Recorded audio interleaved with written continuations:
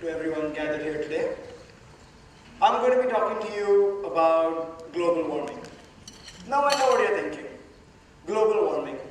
Again, someone here is going to talk about reduce, reuse, recycle, talk about deforestation, talk about plastic in our oceans, plastic in our turtles, and more of that. But today, we're taking the high road.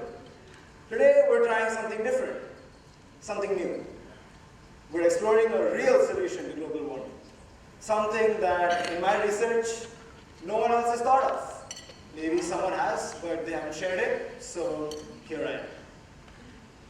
Before we go any further, I'm going to talk to you about what pollution is. Pollution is the introduction of a substance into an area, which usually has a negative effect.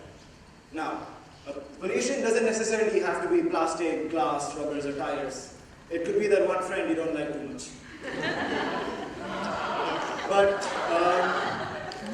to get down to it, I'll be talking about this sort of pollution today. So for those of you, don't worry. Pollution is a problem that everyone in this auditorium is inclined to fix. We all want to stop pollution because all of us, somewhere or another, do care about the environment. But to really drive it down, let's talk about Jakarta.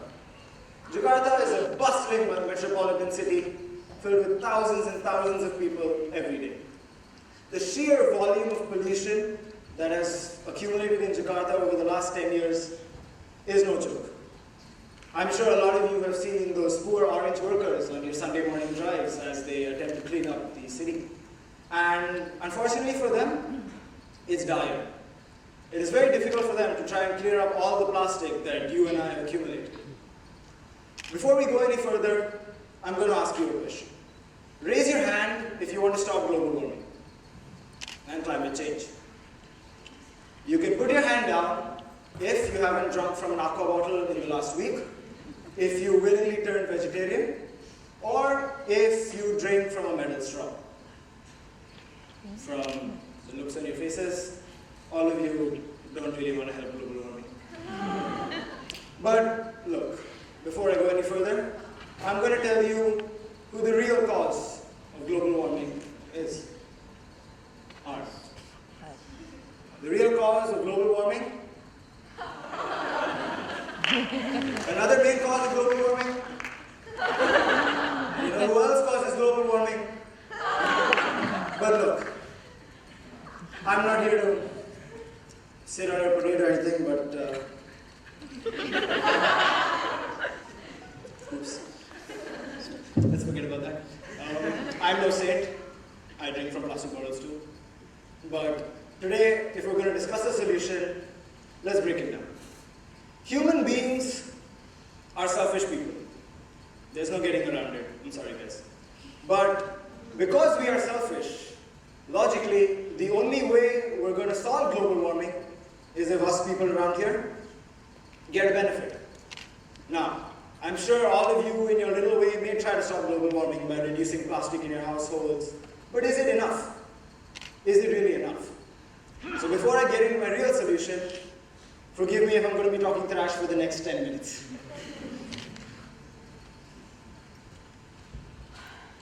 Greta Thunberg. Greta Thunberg is a Swedish activist with Asperger's syndrome who travels the world and lectures people on telling them why global warming is a problem and why we should fix it. She is an utter inspiration to all of us, but I do have a small problem with the way she approached this. So today, if Greta Thunberg ever gets to see this, I'm going to help her out a little. Responsibility. The key word here is responsibility. A simple concept that your parents tell you to be responsible.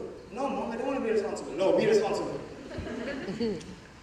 If everybody is responsible for everything that they do, then nobody else has to bother to be responsible for you.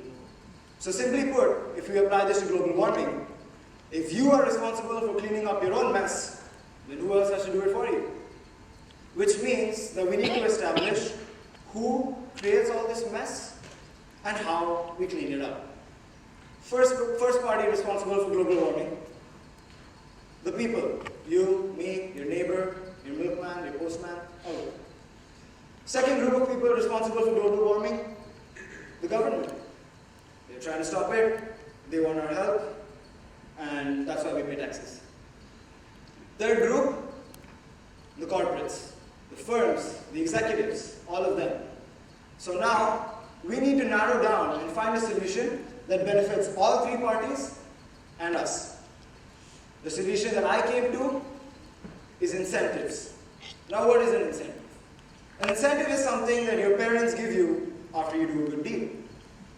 So we benefit and they benefit. Everybody benefits.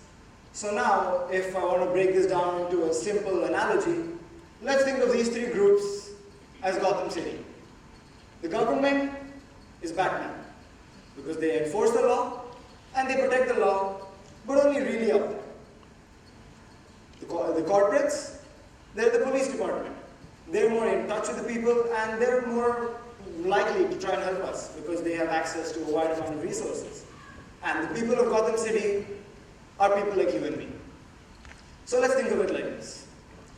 If I, as a person, would receive an incentive for perhaps returning trash to a corporate fund for some cash, I would willingly do it because I would be receiving money for doing a very small thing that is of no inconvenience to me at all. A government has a lot on its plate. Education, housing, everything. So the idea that the government should also be the ones to help us stop global warming may be a little contrived. So that leaves the corporates and us. Now, why would a corporate company want to help end global warming? CSR. Corporate social responsibility. They believe that they are inclined to help them because, unfortunately, as sad as it sounds, global warming is a business. And the only people who profit, in reality, are the ones who pollute the most. So, if the corporates suddenly get an incentive because they want to boost their sales, as I said, they're selfish, maybe they would try to do that. So now, again, before I go any further, I would like to reassure you and tell you that eventually humanity will find a solution to global warming. We've survived through 2 world wars, an ice age, the Percy Jackson movies, bell-bottom jeans. We should be fine. Again, before I go any further, this is simply food for thought, so take it as you will. The first example that I will be using relates to people who have lived or have known India. A kabaddi wala. Now, those of you who are unclear about what it is, a kabaddi wala is a self-made initiative started by people like you and me, who at the end of every month collect plastic from your houses and they give you a small fee or money and they return it to massive recycling units and bins for a small section of commission. Simple. You collect your trash, they take your trash, they get money, we get money, we're all happy. Another solution I want to bring to light are trash dispensers in Germany. For depositing your trash of a particular weight, you may get a free subway ticket, maybe a very, very small tax break on something that you buy. Again, it's an incentive started by the government, which you are using to benefit. Third, we have Adidas. You all know who Adidas is. Adidas is a massive company, massive.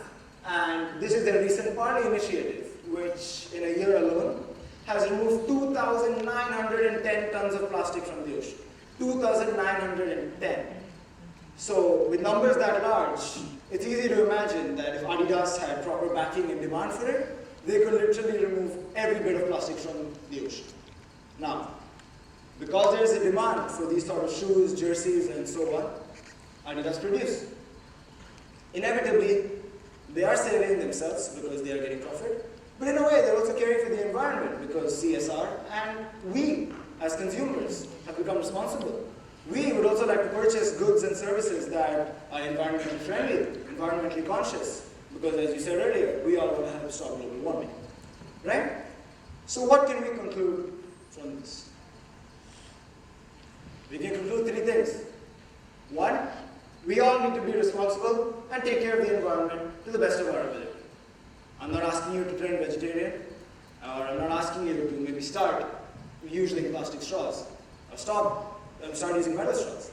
But the concept here is that if you start to become a little more responsible about the choices you make, then there's a larger possibility that the government and companies will become more responsible and decide to maybe take up the choices that you make.